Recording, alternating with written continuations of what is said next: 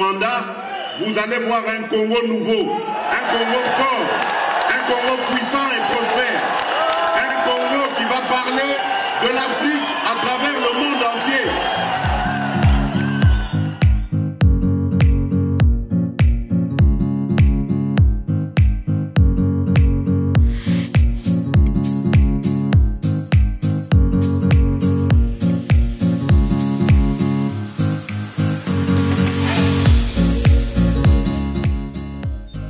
Très chers compatriotes, le peuple congolais, Bandeko ya Libanda, na Bandeko ya Bazana Katiamboka, à 26 provinces, où ils ont ça la République démocratique du Congo, où ils allaient Molobeli Nabino, président Moïse Matière, Luken, communicateur et chef de l'État, où ils allaient copier ce bino, information, Yamboka, Basango Yamboka, Lolenge Ezali, Nandenge Nango, ya original. Awa, l'émission passée, tu peux savoir qui bat titre, tu sais bien parmi les titres, tu sais qui Koya, Yamokozi à France, Emmanuel Macron.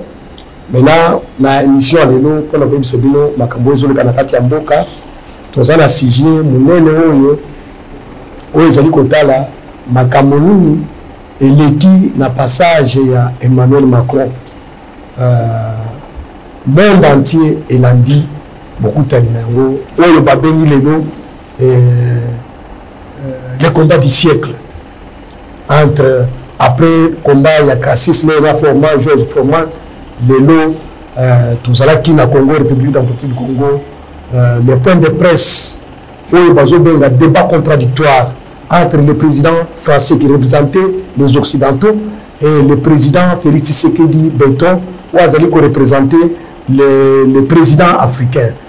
En tout cas, combat Israël qui dit, tout comme c'est bino, ni de qui, n'a gagné, n'a remporté bataille. Voilà sur le plan diplomatique. Voilà pour y so. Tout comme c'est bino, makamoni Israël koleka, sur le plan sécuritaire, na kati amboko na biso, na est, wapi bande ko na biso bazali ko souffrir, mais nous donne échanger sur le terrain en attendant que va appliquer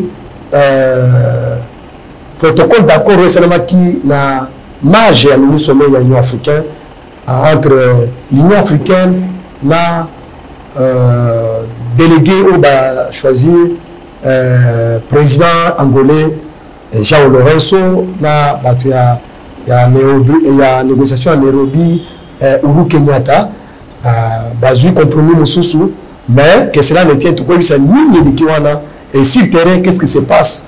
Sadek a continué déjà la Katia guerre, a continué déjà la Katia Bitumba. Boyebi Sadek, rôle à Joaki, Tangwa, Musée Laurent Désiré Kabila, Katango, Kaka Rwandais, Rwandais, Basalaki bêtise na bango, na Ougandais, Basalaki bêtise na bango, et l'eau connue de Sadek à Saraki, Balimaki Baka la capitale, Sadek a intervenir. Boyebi na Sadek, les alliés Babantou. Mais Kassi, na organisation Tokoti, il y a Afrique de l'Est. On so bazaba nilotique tout si mais biso mokonde toza babantu au moment discrimination ezana katwana c'est pourquoi on n'a pas beaucoup confiance na batwana bangonde bakolo guerre c'est pourquoi le président Félix Tshisekedi a tendu bras na Sadek boye bake yenda je présider Sadek notre président de la République c'est pourquoi qui général Chiko Chantambo sous chef d'état-major akendaki kotambo na bapiwa nyoswana aza confiance te na ba Ougandais, aza confiance te na ba Burundi, na ba Kenya, na ba Tanzanie tout ça parce que bango ba omeli. Boyebi ke MONUSCO aza na kati ya mboko asali 28 ans mais à résoudre atali ka moko te. Mais bien moko bomoni comment les FARDC sont en train de progresser na koyebi se bino ba mboka ni auto récupérer sans appui ya ba pays mosusu. Voilà ezali deuxième point sujet du jour. Troisième point ezali makambo o etali élection.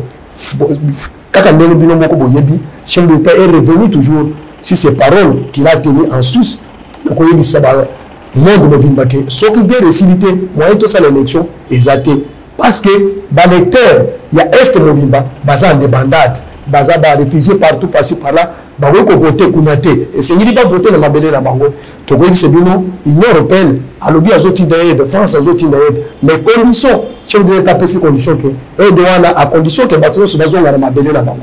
Voilà, il faut avoir un président congolais de père et de mère quelqu'un qui peut défendre bien la nation, qui peut défendre bien la souveraineté de notre pays, c'est Félix Tshisekedi. Voilà, Ezali, troisième point, où Italie, Makambo élection. Quatrième point, Ezali d'hiver, Tokoloba, réaction, il y a un peuple congolais par rapport à Makambo Eleki, Tokoloba, Sabino, monde mobile bouger, parce que le président français Macron, Ayaki Pambate, Ayaki na, Wana Aboye, déjà Tokoti na première sujet la biso, donc arrivé, il y a président Macron. Bon, le président Macron, tango aïe mon côté, Ayaki na 40 journalistes, il y a presse internationale, Ayaki na délégation de à Tambouli en Afrique centrale, à Zalaki na Gabon, à Zalaki na Congo Brazzaville, à Angola, et na point d'orgue, le point d'orgue, point de chute, et Zali, République démocratique du Congo. Pour la Colombie, c'est bien que au moins, Bamboka Nyonso est un président. Mboka Nyonso est une limitation. Mais Mboka Ikesani, notre pays est différent d'autres pays. Que ce soit de l'Europe, que ce soit de l'Amérique, que ce soit de l'Asie, que ce soit de l'Océanie, que ce soit l'Afrique. Nous disons un point particulier. Même le président Macron a l'obéli dans le discours. Parce que Macron à Bango, il est le seul président de la République. Il a organisé un forum économique devant les partenaires internationaux. Macabo et Salama quitté Banda qui Congo est. Il est le seul président, il y a côté à Congo, comme sa image, les vraies images de la République démocratique du Congo, pour laquelle le monde ne peut comprendre, non, ma belle et Zali ma belle Abisso. Parce que Congo, et Zalaki déjà, et là, il y a Batonyos. Motonyoso, ce que vous avez à Makasi, au Kati, il y a eu Bité, il y a Mabele, au exploité, Ndenge Olingi, au Boni, Bateau Bazawana, au récupérer minéraux Nayo, au Tek. Maintenant, c'est différent avec le président de la République, Félix Tshisekedi. Otozo Benga Kassis Ley a gagné combat, na Georges Forban, Emmanuel Macron. La minute où la zone qui s'abîme, presse internationale, et le dit que le président Félix Tshisekedi est le nouveau Mandela de l'Afrique. Et le nouveau Mandela de l'Afrique. Le nouveau Nelson Mandela de l'Afrique. C'est Félix Tshisekedi. Aujourd'hui, tout le monde a compris qu'il a fallu un homme qu'il faut à la place qu'il faut. Atikaliye Moko, donc, sur les médias.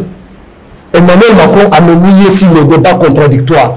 Vous voyez, débat contradictoire, même le sermenté dans Boga Nabiso, dans notre sali la fameuse élection, il y a 2006, il y a 2011, Kabila, Abanga, débat contradictoire. Parce qu'il n'avait pas une langue. Langue, là, ils ont facilité. Tu as vu ça, tu as vu ça, que Baye Kotia Banindele, Baye Kotia Nabiso, mais, donc, milieu au sommet de l'État. Quelqu'un qui ne pouvait ni défendre l'État, notre République, ni défendre la souveraineté, ni défendre quoi. Le nom Emmanuel Macron, le discours naïe, alors non, Bakongole Botika, Kolobabiso. Voilà, il a dit la vérité, c'est une évidence. Alors, oui, responsabilité, il y a souffrance à Bino et outil la bisoté français. Biso tonement président de la République en 2001. Bino Bakongole Bino Moko. Biso tonement chef d'état-major, Bino Moko Kaka. Biso tonement chef d'état-major, il y a la police, Kaka Bino Moko. Mais Boteka souveraineté la Binos. Quand on parle de la souveraineté, les amis, Makambo Itali Kaka Banamboka Bango Moko. Il y a des postes de responsabilité où il faut coordonner, qu'on Mopaya. Là, les postes de souveraineté. Où ils ont fait Kaka, les souverains primaires, ils ont en charge. Mais Bino Moko Boponi Kabila. Boté, Biso Français, Toroma Kabila Té. Américain, Banoma Kabila Té, Kabila Zala président. Kaka Bakongole Moko Balomino, Boyna, Bacheye. Maintenant, qui pouvait défendre notre intégrité territoriale? Qui pouvait défendre Mabele Nabiso? Qui pouvait défendre l'intangibilité à notre territoire? C'est-à-dire, Tomicham Beli Bisomoko, Tomichubam Beli Bisomoko Bakongole. Et puis, tu es nommé chef d'état-major James Kabarebe, un Rwandais. Bisomoko. Tu es nommé le chef d'état-major à la police, Nani Bisengimana, Rwandais. Bisomoko. Comment notre souveraineté pouvait être sauvegardée? Voilà, Macron a lobby, Yemoko. Il a lobby que depuis 1994, Binomoko Boteka souveraineté na Bino. C'est pourquoi souffrance Oyo, Ezali, responsabilité minée Ezali Nabiso. Au lieu de tout que ailleurs. Maintenant, bon, mon Namboka, Félix Tshisekedi a eu pouvoir, Binomoko Bobandi au taxé, Kobongisaye. Au moins, même les opposants ont compris. Après ce discours, Nayoki, Bamoussou, Bazou, conscience, Lokola, Lisanga Bonganga, Lokola, Adolphe Mozito, Balobi, non. En tout cas, tout ça, la marche pour la soutenir Félix. Maintenant, les gens comprennent avec retard. Et si Kabiso, ma communicateur, si Kabiso, ma parlementaire, de nous, tout le monde depuis Kala, tout le monde, non. Après, c'est cet homme qui va nous amener à la terre promise. Maintenant, les autres sont à la terre promise. Le Congo aussi est devenu aujourd'hui une grande puissance. Je vous informe, après le débat contradictoire entre Emmanuel Macron et Félix Tshisekedi, notre pays est déjà classé au sommet des grandes puissances. Tous allez se soulever à petit Rwanda et d'autres pays là. Non. Nous sommes égaux maintenant, nous traitons maintenant des relations égales à égales avec la Dengue Adolphe Mozito. Na Martin Fayulu, Lisanga Bonganga balobi que cette fois-ci, il faut organiser marche pour nous soutenir. Moi, Namboka Félix Tshisekedi, il a gagné les combats, il a gagné la bataille. La solution, la paix en RDC s'appelle Félix Tshisekedi. Le développement de notre pays s'appelle Tshisekedi. Bato ba comprendre kate, bato monaka biso balobi diabadialelu et nandenge na boy. Maintenant, le peuple congolais a compris que nous avons au sommet de l'État quelqu'un qui peut défendre mieux notre pays, quelqu'un qui peut défendre notre souveraineté. C'est pourquoi, pendant la campagne que Ngaï, pour se sentir président de la République, et Sengeli d'abord, guerre à l'Est et Sire.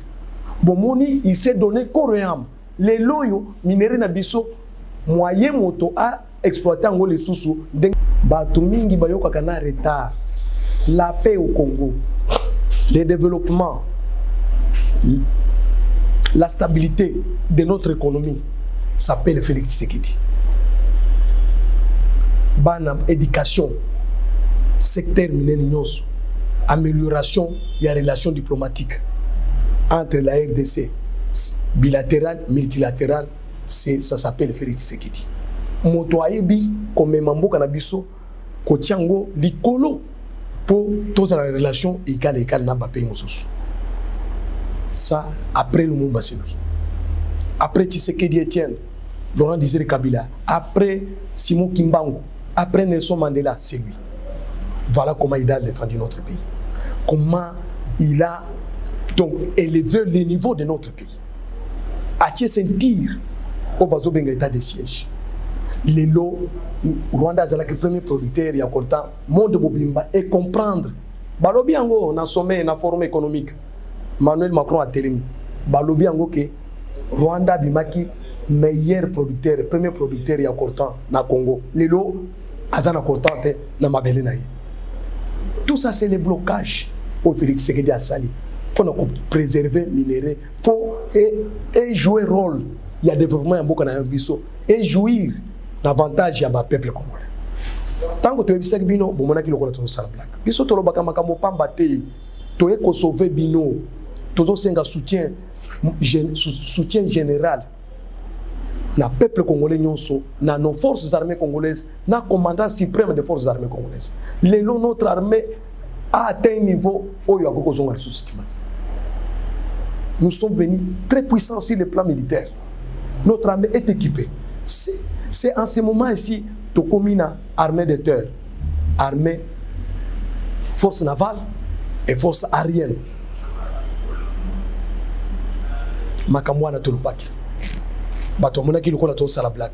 Mais tout ça, il s'habille au peuple congolais, la vérité. Bon changer mentalité, bon côté na vision, il y a mon konziamboka, to développer Congo. O azali maoshitung, il y a RDC. Na lolenge azali koloba.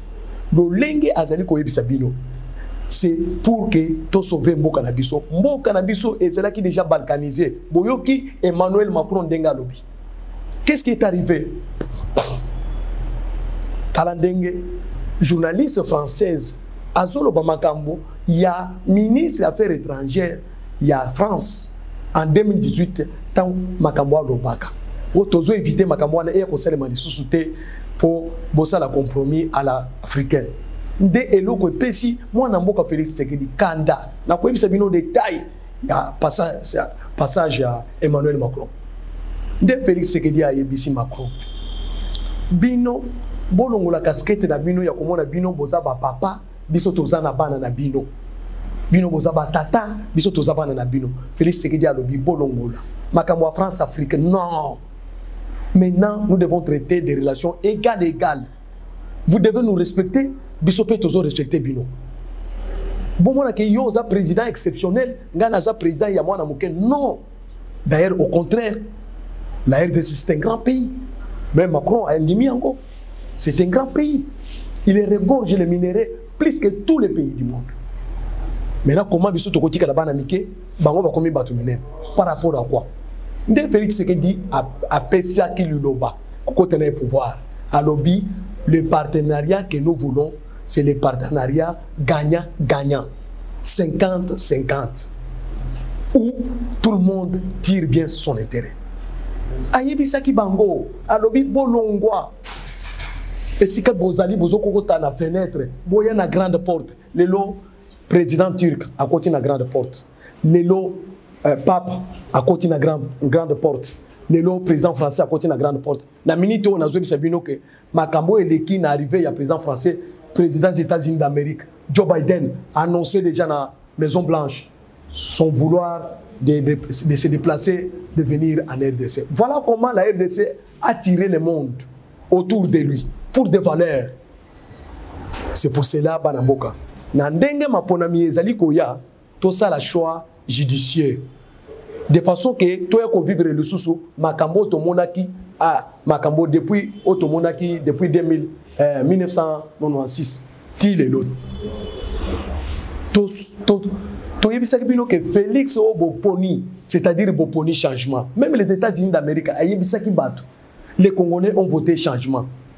Je crois à Herman Cohen, à l'Obakali Kambouane. Mais les Congolais maintenant vont comprendre les changements. Les loyaux pays à mon côté à cause de la sous na bisoté.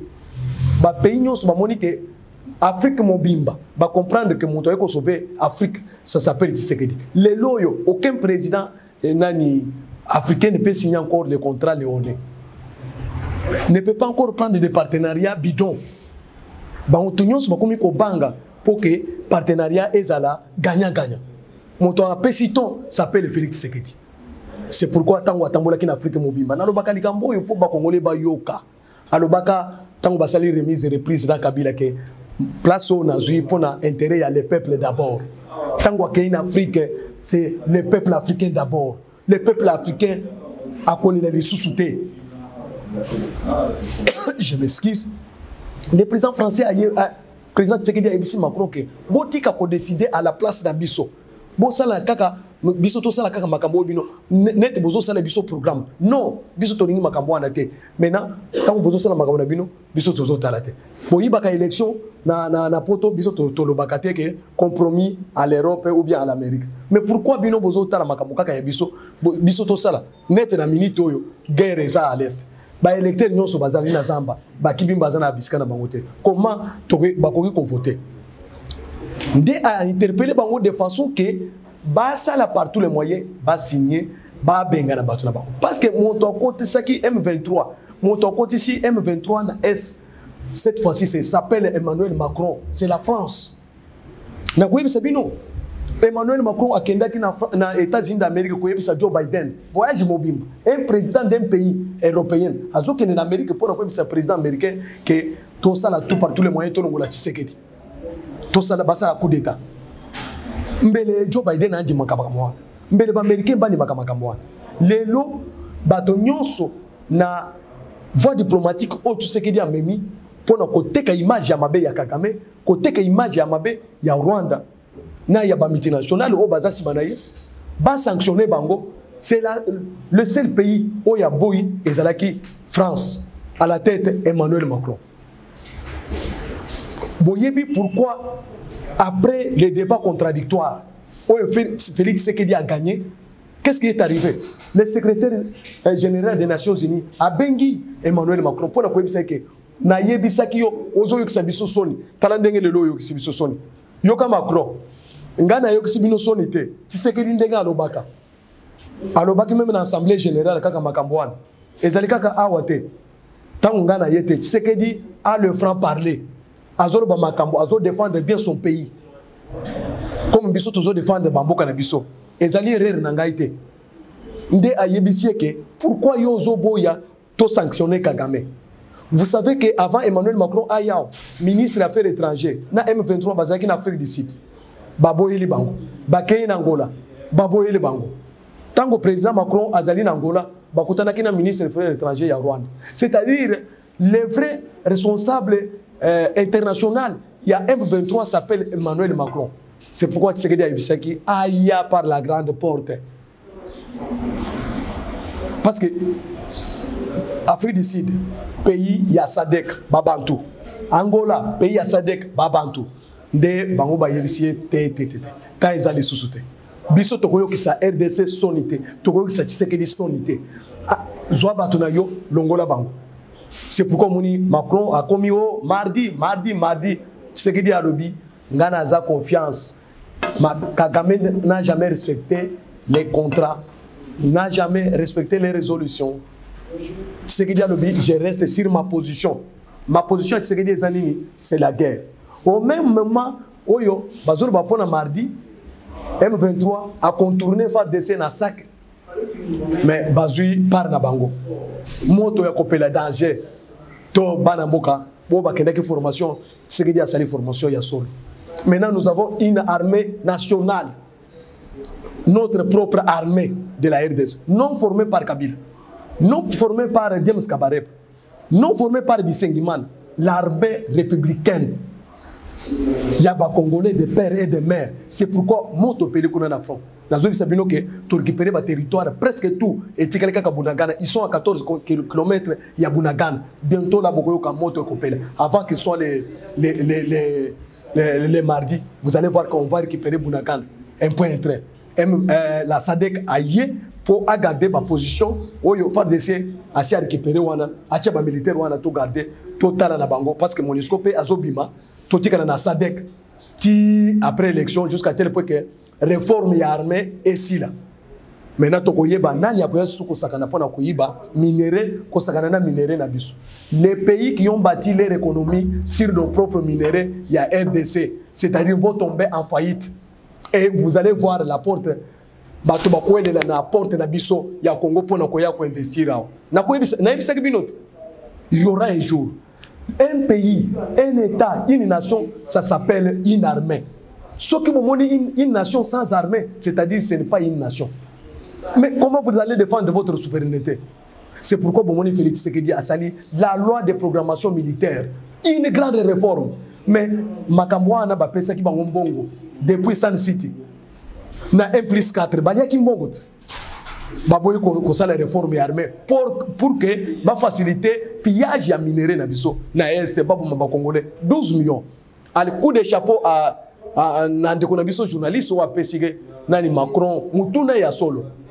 Est-ce que vous vous sentez coupable à 800 personnes 800 Rwandais mais vous ne vous sentez pas coupable na 12 millions ya ba congolais au babumi na guerre à l'est parce que bomoni sko to ebisa ke binoni ngonge ko ya eye mwana mboka récupérer masolo boluki bobo maye zamba boy. Je vous dis botika ko zwa makila ya bato pamba botika ko kota na makita pamba peuple congolais na ba complice bomoni député ya est hein chuchu soki chuchu wana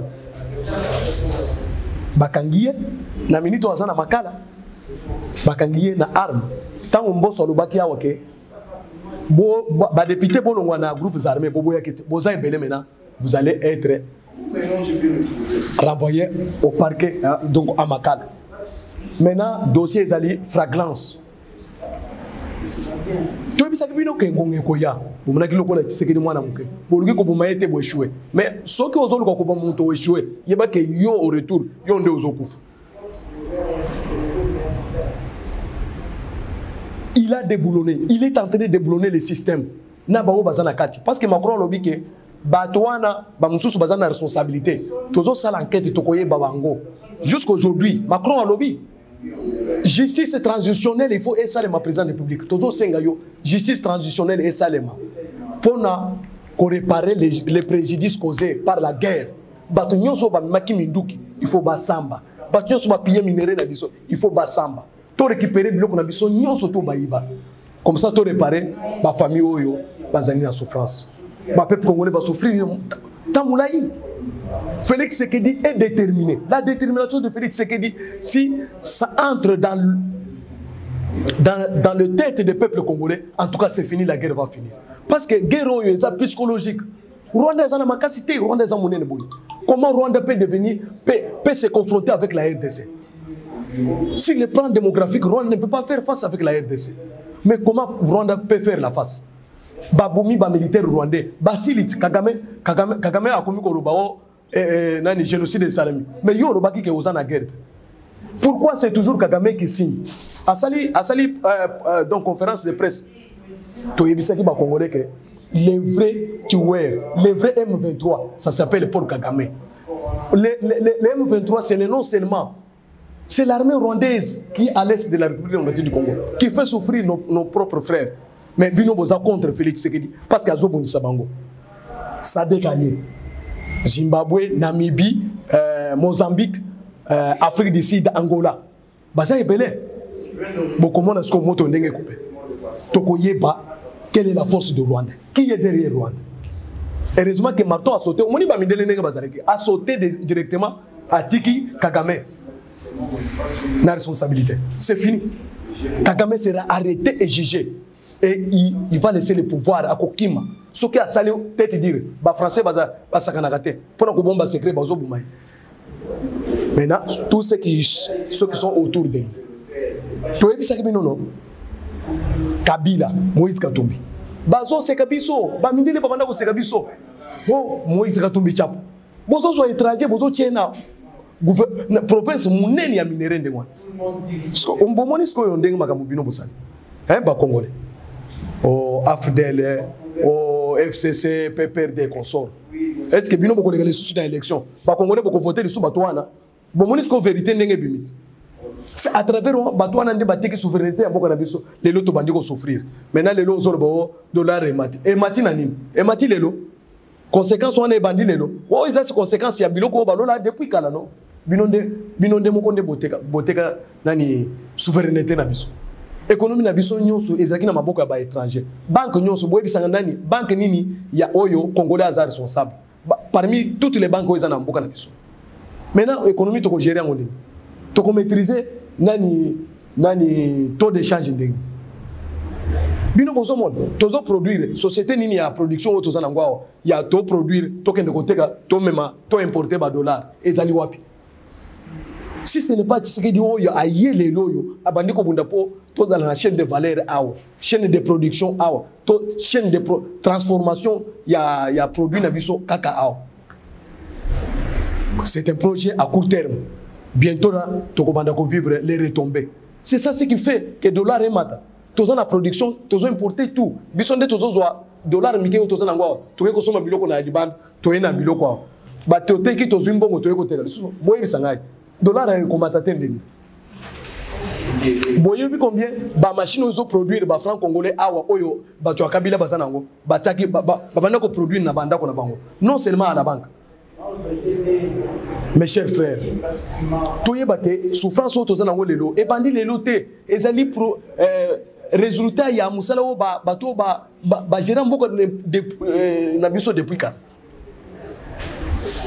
C'est pour vous informer que allez s'enrôler massivement pour effacer ces régimes oyo à souffrir le peuple congolais oyo et sengeli ba congolais ba voter ba député yasika ba député on a no ba gérer na Kabila te oyo ba ko accompagner président de la République président oyo tozana ye azo majorité c'est-à-dire on a to PC pouvoir bokomo na Congo ndenge kokoko bon s'enrôler massivement et si kanyo so bozali bon andate makambo ya PPD bo s'enrôler te bokende ko s'enrôler congolais nyonso de père et de mère et si ozali toyeba nous voulons que notre pays soit doté des institutions fortes tous en ba sénateur ya ba congolais o ba ko défendre mboka na biso parce que mboka c'est le parlement et si ka bazozo mibeko ndezo diriger mboka ce qui to pesi président de la République majorité na ba assemblée provinciale nyonso na Assemblée nationale, na Sénat, beaucoup de gens ont besoin de changer. Parce que la constitution est la loi est là. Il y a des gens qui favorisent les militaires. Des gens qui ont s'enrôler massivement. Et si nous sommes le Congo est devenu les propriétés des Congolais eux-mêmes. Aucun pays de l'extérieur ne peut décider pour la cause de la RDC. Tobeleli, Basuka biso pour la guerre à l'Est. Motomokote ailleurs.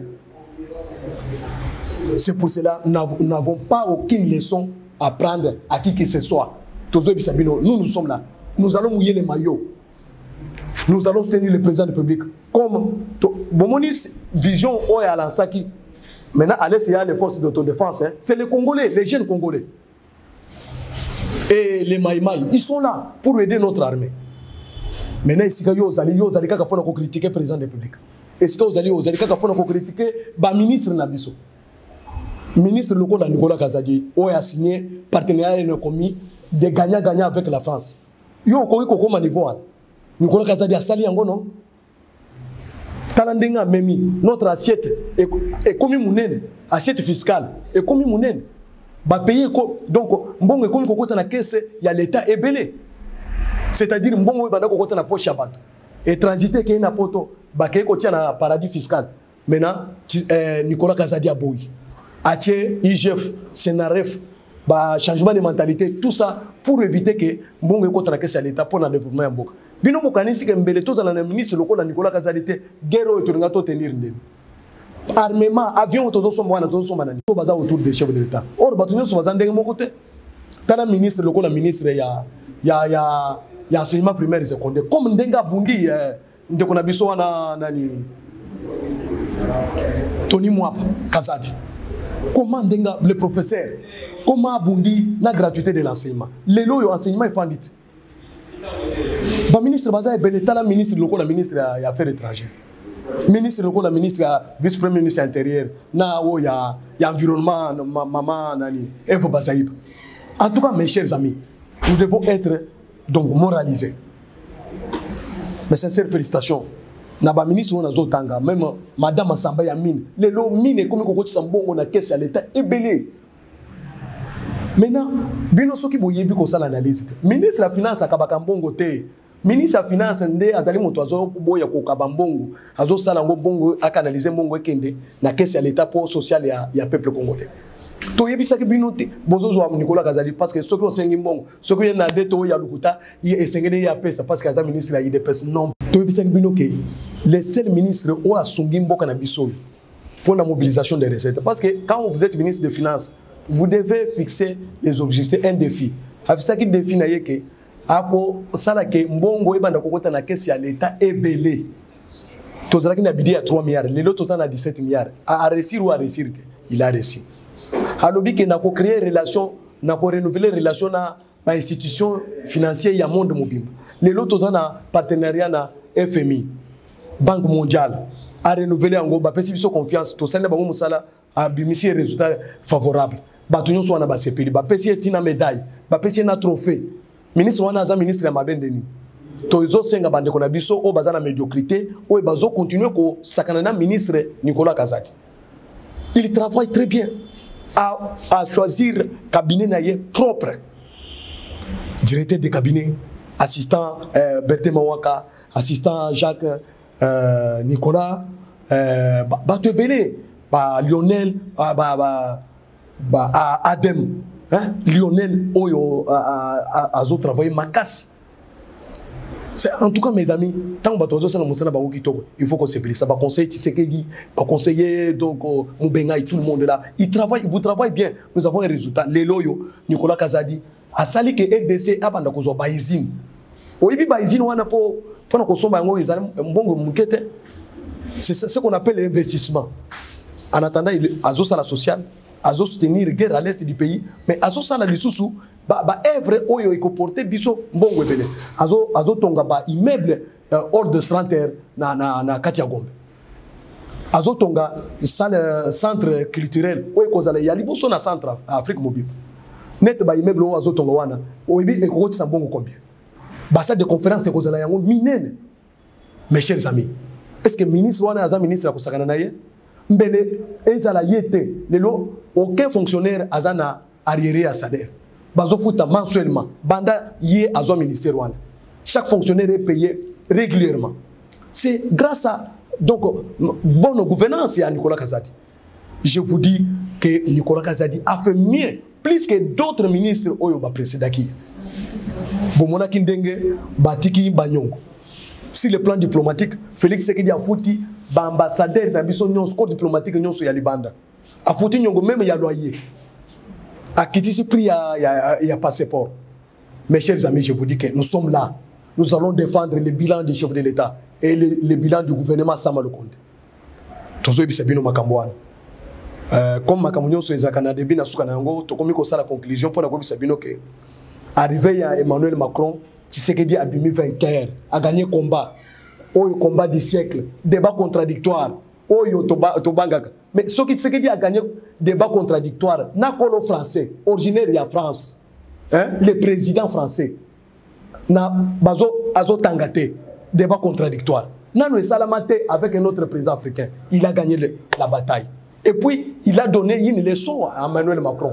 Et ce n'est pas à Emmanuel Macron, à tous les occidentaux, tous les décideurs du monde pour que le Congo est devenu souverain. Je me souviens, roi de Belgique Jalobaka, que maintenant le Congo est devenu Congo démocratique.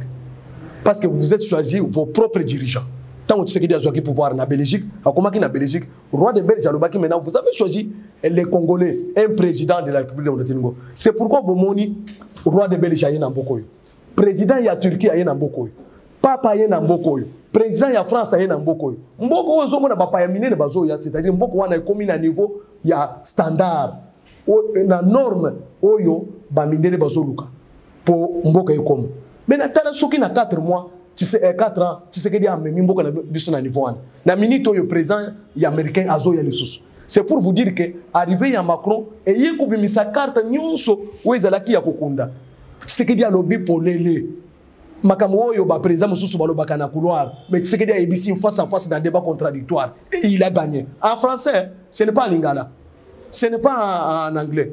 Ce n'est pas en swahili. Ce n'est pas en chiluba, en français. Maintenant, Bino Bozawa qui wo bolobaki que Tshisekedi atangate. Bon mon ndenge histoire ndenge résoudre rattraper Bino. Mais qui sont les médiocres maintenant? Oh atangate boy na boy. Est-ce que ti ndenge Kabila sali 18 ans? Bon mon débat ya boy salami. Bo tirer les sons. Botika, bo changer mentalité na Bino, toto c'est Bino bo changer mentalité. Il est fort.